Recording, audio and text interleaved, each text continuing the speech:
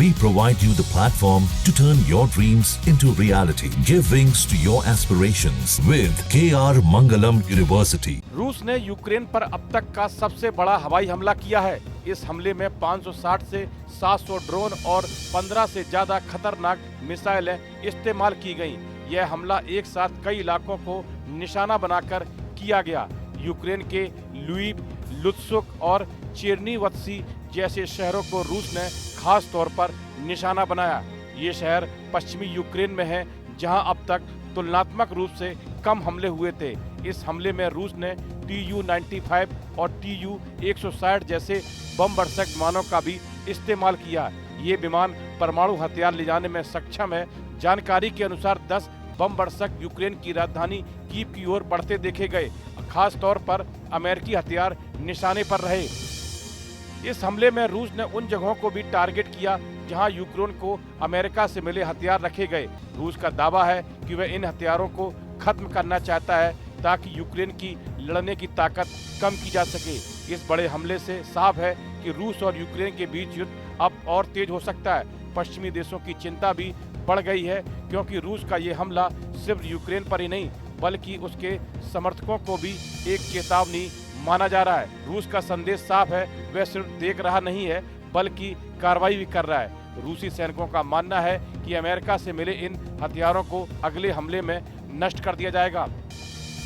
Ukraine की सेना ने दावा किया है कि उन्होंने कई ड्रोन और मिसाइलों को हवा में ही मार गिराया। हालांकि इतने बड़े हमले को पूरी तरह रोक पाना मुश्किल था और कुछ मिसाइलें अपने लक्ष्य तक पहुंच गईं। इस हमले के बाद यूक्रेन के कई शहरों में सायरन बजाए गए और लोग सुरक्षित जगहों की ओर भागे। आम नागरिकों में डर और तनाव का माहौल है, क्योंकि हमला अचानक और बड़े पैमाने पर हुआ। रूस के इस हमले से साफ है कि वह अब युद्ध को और तेज करना चाहता है। वह सिर्फ सीमाई इलाकों पर नहीं बल्कि पूरे यूक्रेन को दबाव में लाने की कोशिश कर रहा है, खासकर वहां जहां पश्चिमी देश हथियार भेज रहे हैं। रूस के इस हमले पर अब अमेरिका और नाटो की नज़र है। अगर रूस ने परमाणु हथियार ले जाने वाले विमानों को तैनात किया है तो यह एक बहुत गंभीर चेतावनी मानी जा रही है। इस हमले से पूरी दुनिया में चिंता का माहौल है। सभी देश अब यह सोच रहे हैं कहीं यह युद्ध और बड़ा तो नहीं होने वाला, खासकर तब जब परमाणु हथियारों की बात सामने आ रही हो।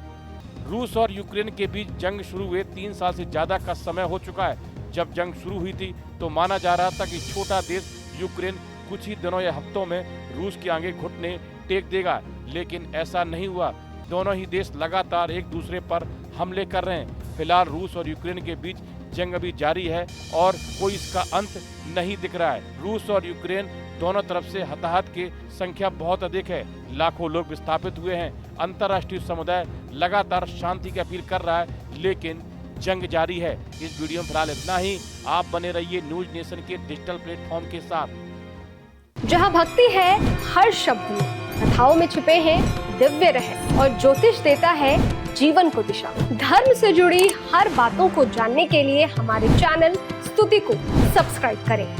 चैनल पर जाने के लिए इस लिंक पर क्लिक करें।